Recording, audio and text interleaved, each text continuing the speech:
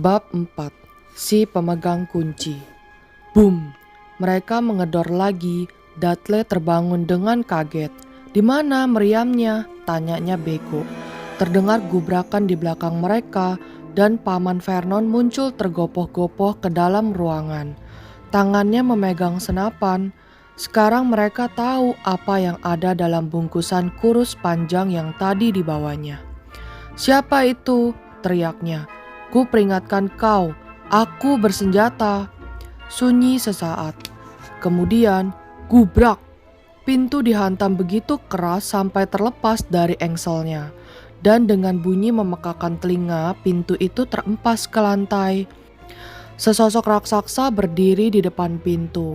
Wajahnya nyaris tersembunyi di balik rambut panjangnya yang aut-autan dan brewok liar yang berantakan. Tetapi kau bisa melihat matanya berkilau bagai dua kumbang hitam di balik rambut aut-autan itu. Si raksasa memaksakan diri masuk, menunduk sehingga kepalanya cuma menyentuh langit-langit.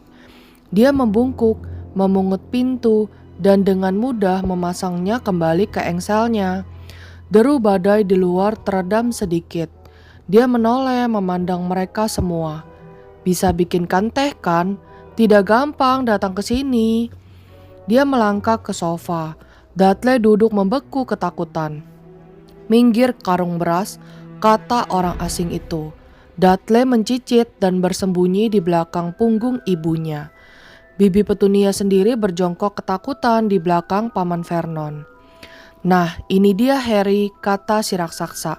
Harry mendongak memandang wajah liar dan galak itu dan melihat sudut mata kumbangnya berkerut penuh senyum. "Terakhir kali aku melihatmu, kau masih bayi," kata si raksasa. "Kau mirip sekali ayahmu, tapi matamu mata ibumu." Paman Vernon mengeluarkan suara serak yang aneh. "Saya meminta Anda segera pergi, Sir," katanya. "Anda menjebol pintu dan masuk tanpa izin." "Ah, tutup mulut Dursley, jangan sok," kata si raksasa. Tangannya menjangkau ke belakang sofa, menjambret senapan dari tangan Paman Vernon, membengkokkannya seakan senapan itu terbuat dari karet saja, lalu melemparkannya ke sudut ruangan. Paman Vernon mengeluarkan suara aneh lagi, seperti cicit tikus yang terinjak. "Yang jelas Harry," kata si raksasa, berbalik membelakangi keluarga Dursley, "selamat ulang tahun untukmu, selamat panjang umur, bawa sesuatu buatmu. Mungkin tadi kududuki, tapi rasanya pasti masih enak." Dari saku dalam mantel hitamnya, dia mengeluarkan kotak yang agak penyok. Harry membukanya dengan tangan gemetar. Di dalam kotak itu ada kue coklat besar dengan tulisan "Selamat ulang tahun Harry" dari gula hijau. Harry menengadah menatap si raksasa. Dia bermaksud mengucapkan terima kasih, tetapi kata-katanya menghilang dalam perjalanan ke mulutnya, dan yang dikatakannya malah, "Siapa kau?" Si raksasa tertawa. "Betul, aku belum memperkenalkan diri. Rubius Hagrid, pemegang kunci dan pengawas binatang liar di Hogwarts." Dia mengulurkan tangan yang besar sekali dan mengguncang seluruh lengan Harry. "Bagaimana tehnya tadi, ha?" katanya seraya menggosok-gosokkan tangannya.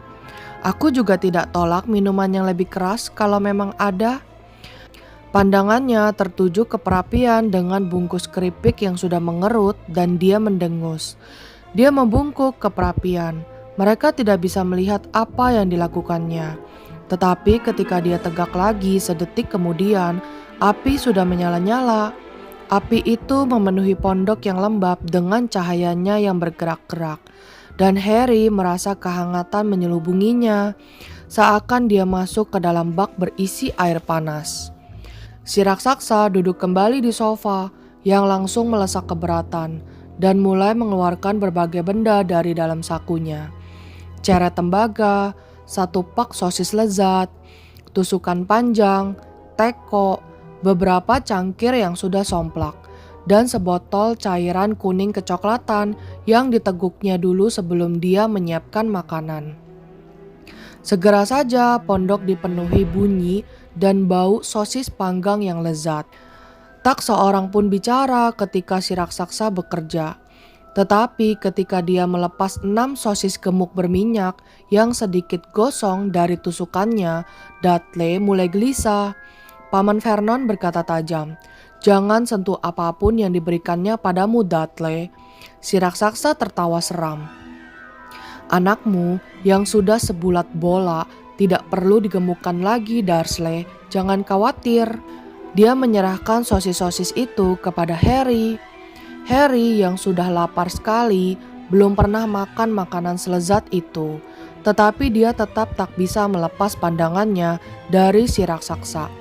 Akhirnya karena tak seorang pun kelihatannya akan menjelaskan, dia berkata, "Maaf, tapi saya tetap belum tahu siapa Anda."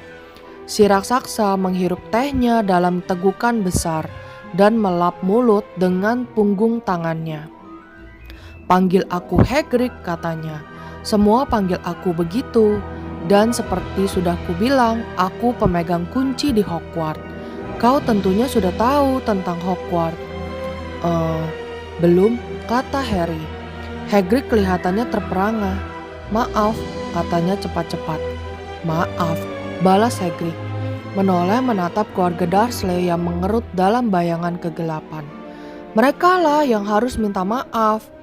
Aku tahu suratmu tidak kau terima, tapi tak pernah kuduga kau tidak tahu tentang Hogwarts. Astaga, tak pernahkah kau ingin tahu di mana orang tuamu belajar semua itu?"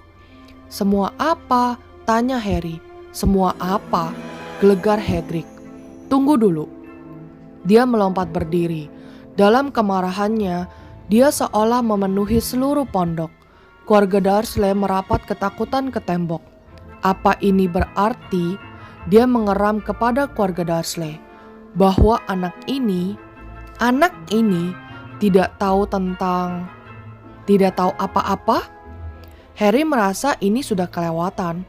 Dia kan sekolah dan angka-angkanya juga tidak buruk. "Aku tahu beberapa hal," katanya.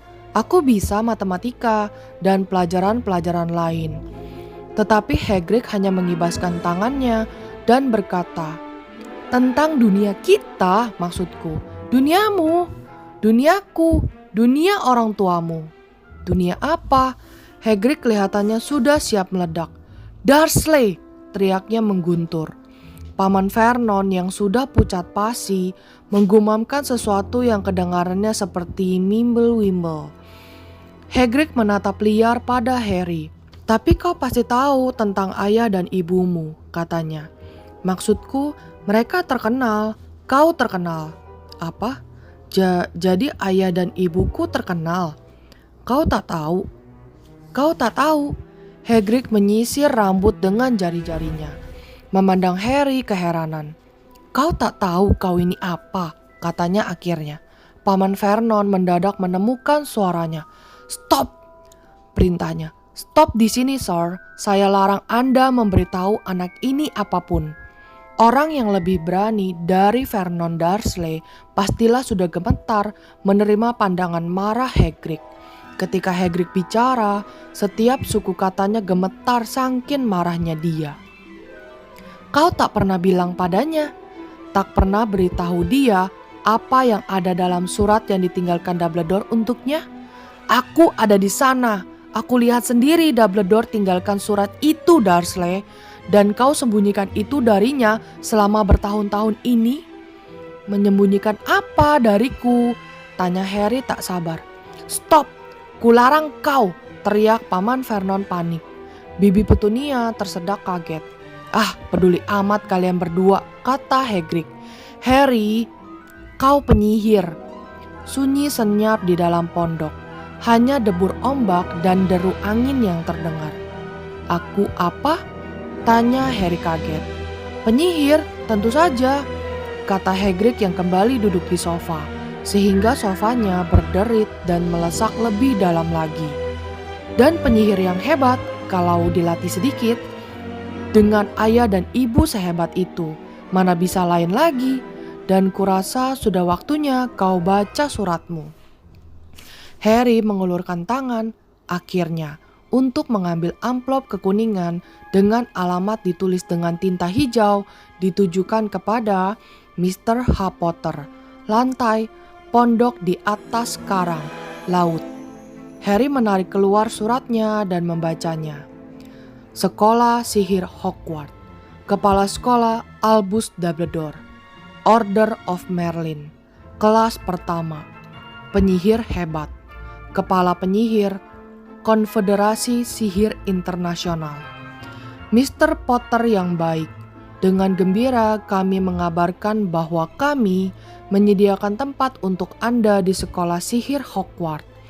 Terlampir daftar semua buku dan peralatan yang dibutuhkan. Tahun ajaran baru mulai 1 September. Kami menunggu burung hantu Anda paling lambat 31 Juli. Hormat saya, Minerva McGonagall, Wakil Kepala Sekolah. Berbagai pertanyaan meledak-ledak dalam kepala Harry seperti kembang api, dan dia tidak dapat memutuskan mana yang akan ditanyakan lebih dulu. Sesudah lewat beberapa menit, dia bertanya tergagap. Apa maksudnya mereka menunggu burung hantuku? Gorgon blow on, aku jadi ingat, kata Hagrid sembari menepakkan tangan ke dahinya dengan kekuatan yang cukup untuk membalikan kereta kuda. Dan dari dalam sakunya, di balik mantelnya, dia menarik keluar burung hantu.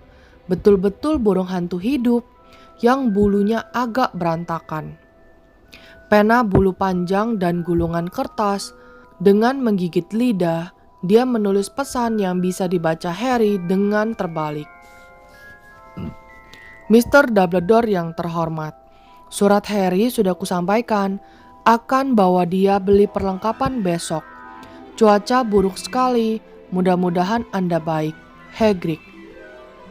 Hagrid menggulung pesannya, menyerahkannya kepada si burung hantu yang menggigitnya di paruhnya, lalu melangkah ke pintu dan melontarkan si burung hantu ke dalam badai.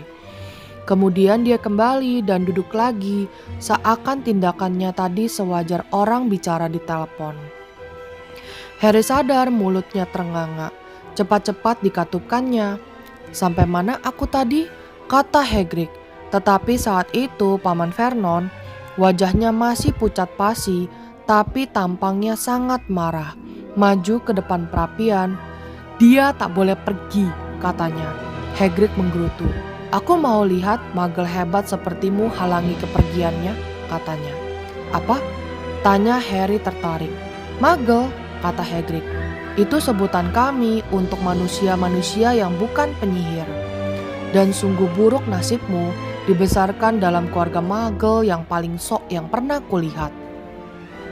Waktu mengambilnya, kami sudah bersumpah kami akan menghentikan semua omong kosong ini, kata Paman Vernon. Bersumpah untuk membelanya. Penyihir, mana ada? Paman dan Bibi tahu? Tanya Harry. Paman dan Bibi tahu aku penyihir? Tahu. Pekik Bibi Petunia tiba-tiba. Tahu. Tentu saja kami tahu. Bagaimana tidak kalau adikku yang brengsek juga begitu.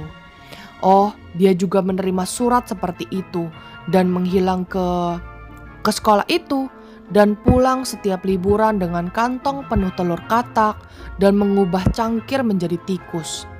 Aku satu-satunya yang tahu dia seperti apa. Dia aneh. Tetapi ibu dan ayahku, apa-apa Lily. Lily begini dan Lily begitu. Mereka bangga punya anak penyihir. Dia berhenti untuk menarik napas dalam-dalam. Dan kemudian merepet lagi. Kelihatannya sudah bertahun-tahun dia ingin mengeluarkan semua ini. Kemudian dia bertemu si Potter itu di sekolah. Lalu mereka menikah dan punya anak kau. Dan tentu saja aku tahu kau pasti sama anehnya, sama abnormalnya. Dan kemudian si Lily itu kena ledakan dan terpaksa kami kebebanan kau. Harry sudah menjadi pucat. Segera setelah dapat bicara dia berkata, ledakan? Kalian bilang mereka meninggal dalam kecelakaan mobil. Kecelakaan mobil? Raung Hagrid melompat bangun dengan amat marah sehingga Mr. dan Mrs. Dursley cepat-cepat kembali ke sudut mereka. Bagaimana mungkin kecelakaan mobil bisa bunuh Lily dan James Potter? Sungguh penghinaan besar. Skandal. Harry Potter tidak tahu kisah hidupnya sendiri, sementara semua anak di dunia kami tahu namanya. Tapi kenapa? Apa yang terjadi? Desak Harry. Kemarahan memudar dari wajah Hagrid. Tiba-tiba dia kelihatan khawatir. Tak kusangka akan begini, katanya cemas dengan suara rendah. Waktu Dumbledore bilang mungkin akan ada kesulitan ambil kau, tak kukira kau serba tidak tahu begini. Ah Harry, aku tak tahu apakah aku orang yang tepat untuk beritahu kau. Tapi harus ada yang kasih tahu. Tak mungkin kau berangkat ke Hogwarts tanpa tahu ini. Hagrid memandang sebal pada keluarga Dursley. Ya, ada baiknya kau tahu sejauh yang bisa kuceritakan kepadamu. Aku tak bisa ceritakan semuanya, soalnya sebagian di antaranya misteri besar. Dia duduk memandang api selama beberapa detik, kemudian berkata, "Semua ini menurutku dimulai oleh orang yang bernama..." Kelewatan sekali kau tidak tahu namanya. Semua orang di dunia kita tahu. Siapa? Ya, aku tak mau sebut namanya kalau bisa. Tak seorang pun berani sebut namanya. Kenapa tidak? Astaga Harry, orang kan masih takut. Wah, susah jadinya. Begini, ada penyihir yang jadi jahat sekali. Bahkan lebih dari jahat. Jauh lebih jahat daripada sekedar lebih jahat. Namanya... Hagrid menelan ludah, tapi tak ada suara yang keluar. Bagaimana kalau ditulis saja? Harry mengusulkan. Tidak, aku tak bisa eja. Baiklah, Voldemort. Hagrid bergidik. Jangan suruh aku sebut sekali lagi. Pendeknya, penyihir ini kira-kira 20 tahun yang lalu mulai cari pengikut dan dapat. Lagi sebagian karena takut, sebagian lagi karena inginkan cipratan kekuasaannya. Karena dia memang punya kekuasaan. Sungguh hari-hari suram Harry. Kita tak tahu siapa yang bisa dipercaya. Tak berani bersikap ramah pada penyihir asing. Hal-hal mengerikan terjadi. Dia mulai ambil alih kekuasaan. Tentu saja beberapa berusaha lawan dia. Dan mereka dibunuh dengan sangat mengerikan. Salah satu tempat yang masih aman adalah Hogwarts. Kurasa Dumbledore adalah satu-satunya yang ditakuti kau tahu siapa. Tidak berani ambil alih sekolah, dulu paling tidak. Ibu dan ayahmu penyihir hebat. Dua-duanya ketua murid semasa mereka sekolah. Kurasa misterinya adalah kenapa kau tahu siapa tidak coba tarik ibu dan ayahmu ke pihaknya sebelumnya. Mungkin dia tahu mereka terlalu dekat dengan Dumbledore, sehingga pasti tidak tertarik pada sihir hitam. Mungkin dia kira bisa bujuk mereka. Mungkin dia cuma ingin mereka menyingkir. Yang orang tahu hanyalah dia muncul di desa tempat kalian tinggal di malam Halloween 10 tahun lalu. Kau baru berumur 1 tahun. Dia datang ke rumahmu. Dan Hagrid tiba-tiba menarik keluar sapu tangan yang sangat kotor dan membuang ingus dengan bunyi seperti trompet. Maaf katanya, tetapi aku sedih sekali. Aku kenal ibu dan ayahmu. Tak ada orang lain sebaik mereka. Pendeknya, kau tahu siapa bunuh mereka. Dan kemudian, dan ini misteri yang sesungguhnya. Dia mencoba bunuh kau juga. Mau habisi kalian sampai tuntas, kurasa. Atau mungkin dia memang senang membunuh. Tetapi dia tidak bisa bunuh kau. Pernahkah kau bertanya-tanya bagaimana kau dapat bekas luka di dahimu? Itu bukan luka biasa. Itu yang kau dapat jika kekuatan sihir jahat sentuh kau. Berhasil tewaskan ibu dan ayahmu. Bahkan hancurkan rumahmu. Tetapi tidak mempan untukmu. Itulah sebabnya kau terkenal Harry. Tak seorang pun bisa hidup setelah dia putuskan untuk membunuhnya. Tak seorang pun kecuali kau. Dan dia telah berhasil bunuh penyihir-penyihir terbaik pada zaman ini. keluarga McKinnon, keluarga Bone, keluarga Priwit. Padahal kau masih bayi dan kau hidup. Sesuatu yang menyakitkan berpusar dalam benak Harry.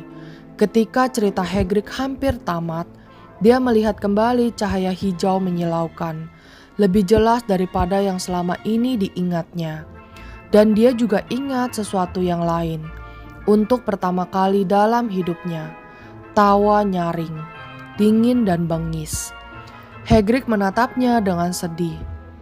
Aku sendiri yang ambil kau dari rumahmu yang hancur. Atas perintah Dumbledore, kubawa kau ke keluarga ini. Omong kosong besar, kata Paman Vernon. Harry melompat. Dia nyaris lupa keluarga Dursley ada di situ. Paman Vernon kelihatannya sudah mendapatkan kembali keberaniannya. Dia mendelik kepada Hagrid dan tangannya terkepal. Dengarkan aku, Harry, geramnya. Kuakui kau memang agak aneh, tapi mungkin bisa dibereskan dengan dihajar. Sedangkan tentang orang tuamu, mereka memang aneh, tak bisa dibantah. Dan menurutku dunia ini lebih baik tanpa mereka. Yang terjadi itu salah mereka sendiri, bergaul dengan tukang-tukang sihir. Mau apa lagi? Sudah kuduga mereka akan berakhir begitu. Tetapi saat itu Hagrid melompat bangun dari sofa dan menarik payung butut merah jambu dari dalam sakunya. Sambil mengancungkan payung itu ke arah Paman Vernon seperti pedang, dia berkata, "Ku peringatkan kau, Dursley. Ku peringatkan kau. Satu kata lagi saja." Menghadapi bahaya ditombak dengan ujung payung, keberanian Paman Vernon melempem lagi. Dia merapatkan diri ke dinding dan diam. "Itu lebih baik," kata Hagrid bernapas berat dan duduk lagi di sofa, yang kali ini melesak sampai ke lantai. Harry sementara itu masih penasaran, masih ingin mengajukan ratusan pertanyaan. Tetapi apa yang terjadi pada maaf, maksudku kau tahu siapa? Pertanyaan bagus, Harry. Hilang, lenyap. Malam yang sama dia coba bunuh kau, membuat kau tambah terkenal. Itulah misteri yang paling besar. Soalnya, belakangan makin lama dia makin kuat. Jadi kenapa dia harus pergi? Ada yang bilang dia mati, omong kosong menurutku. Tak tahu apakah masih ada cukup manusia di tubuhnya untuk bisa mati. Yang lain lagi bilang dia masih sembunyi, tunggu waktu yang tepat. Tapi aku tidak percaya. Orang-orang yang tadinya jadi pengikutnya telah kembali ke kami.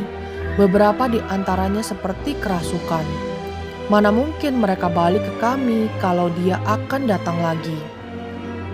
Kebanyakan dari kami duga dia masih ada entah di mana, tapi sudah kehilangan kekuatannya. Terlalu lemah untuk terus merajalela. Karena sesuatu pada dirimu menghabisi dia, Harry. Ada yang terjadi malam itu yang di luar perhitungannya. Aku tak tahu apa itu, tak ada yang tahu, tetapi sesuatu pada dirimu membuat dia takluk. Hagrid memandang Harry dengan hangat dan rasa hormat. Tetapi Harry alih-alih merasa senang dan bangga. Merasa yakin ada kekeliruan besar. Penyihir. Dia. Bagaimana mungkin dia penyihir? Dia telah melewatkan hidupnya, dijadikan bulan-bulanan oleh Dudley, dan ditindas oleh Bibi Petunia dan Paman Vernon. Kalau memang dia penyihir, kenapa mereka tidak berubah jadi kodok setiap kali mereka mencoba menguncinya di dalam lemari? Jika dia pernah mengalahkan penyihir paling hebat di dunia, bagaimana mungkin Dudley selalu bisa menendang-nendangnya ke sana kemari seperti bola? Hagrid, katanya cemas, kurasa kau pasti keliru. Tidak mungkin aku ini penyihir. Betapa herannya dia. Hagrid tertawa. Tidak mungkin penyihir, ha? Tidak pernahkah ada peristiwa-peristiwa yang terjadi setiap kali kau takut atau marah? Harry memandang perapian. Kalau dipikir-pikir, semua kejadian aneh yang membuat Bibi dan pamannya marah kepadanya terjadi ketika dia, Harry, sedang marah atau sedih. Ketika dikejar-kejar oleh geng Dudley, entah bagaimana dia selalu bisa meloloskan diri. Waktu cemas karena harus ke sekolah dengan potongan rambut yang konyol, rambutnya tiba-tiba tumbuh sendiri. Dan ketika Dudley terakhir kali memukulnya, bukankah dia telah berhasil membalasnya tanpa sadar? Bukankah dia yang melepas ular boa yang menakutkan Dudley? Harry kembali memandang Hagrid, tersenyum dan dilihatnya Hagrid nyengir senang kepadanya. "Lihat sendiri kan," kata Hagrid. "Harry Potter tidak mungkin penyihir. Tunggu saja kau akan terkenal di Hogwarts." Tetapi Paman Vernon tak akan mau menyerah tanpa perlawanan. "Kan sudah kubilang dia tidak boleh pergi," desisnya. "Dia akan ke Stonewall High dan dia akan berterima kasih karenanya. Aku sudah membaca surat-surat itu dan katanya dia memerlukan segala macam sampah, buku mantra dan tongkat dan kalau dia mau pergi, Muggle hebat seperti kau tidak akan bisa larang dia," geram Hagrid. "Melarang anak Lily dan James Potter masuk Hogwarts? Kau gila. Namanya sudah terdaftar di sana sejak dia dilahirkan. Dia akan masuk sekolah sihir paling terkenal di dunia. 7 tahun di sana. Dia tak akan kenal dirinya lagi. Dia akan bergaul dengan anak-anak sejenisnya. Kali ini dan di bawah bimbingan kepala sekolah paling hebat yang dimiliki Hogwarts, Albus Dumbledore. Aku tak mau membayar laki-laki tua sinting untuk mengajarinya tipuan sihir," teriak Paman Vernon. Tetapi dia sudah kelewatan. Hagrid menyambar payungnya dan memutar-mutarnya di atas kepala. "Jangan berani-berani," gelegarnya. "Hina Albus Dumbledore di depanku." Diayunkannya payungnya turun untuk menunjuk Dudley. Ada kilatan cahaya ungu, bunyi seperti petasan, jeritan nyaring, dan detik berikutnya Dudley menari-nari di tempat dengan tangan memegangi pantatnya yang gemuk, menjerit-jerit kesakitan. Ketika dia berbalik membelakangi mereka, Harry melihat ekor babi melingkar nongol dari lubang di celananya. Paman Vernon mengerung, seraya menarik bibi Petunia dan Dudley ke kamar satunya. Dia melempar pandangan ketakutan untuk terakhir kali kepada Hagrid, lalu membanting pintu menutup di belakang mereka. Hagrid menunduk menatap payungnya dan membelai jenggotnya. "Harusnya tak boleh marah," katanya menyesal. "Tapi kan tidak berhasil. Maksudku mau ubah dia jadi babi. Tapi kurasa dia sudah mirip sekali babi. Tak banyak lagi yang bisa dilakukan." Dia melirik Harry dari bawah alisnya yang lebat. "Aku akan berterima kasih kalau kau tidak sebut-sebut kejadian ini pada siapapun di Hogwarts," katanya. "Aku sebetulnya tidak boleh menyihir, hanya boleh sedikit saja untuk ikuti kau dan antar surat-surat kepadamu dan belanja. Salah satu alasan aku ingin sekali dapat tugas ini." "Kenapa kau tidak boleh menyihir?" tanya Harry. "Oh, ya aku dulunya sekolah di Hogwarts juga. Tapi aku dikeluarkan jujur saja waktu kelas 3. Mereka patahkan tongkatku jadi 2 dan macam-macam lagi. Tetapi Dumbledore izinkan aku tinggal sebagai pengawas binatang liar. Orang hebat Dumbledore." "Kenapa kau dikeluarkan?" "Sudah malam dan banyak yang harus kita lakukan besok," kata Hagrid keras-keras. "Harus ke kota, beli buku-buku dan peralatanmu." Hagrid melepas mantel hitamnya yang tebal dan melemparkannya kepada Harry. "Bisa kau jadikan selimut," katanya. "Jangan pedulikan kalau sedikit meronta-ronta. Kurasa masih ada sepasang tikus di salah satu sakunya."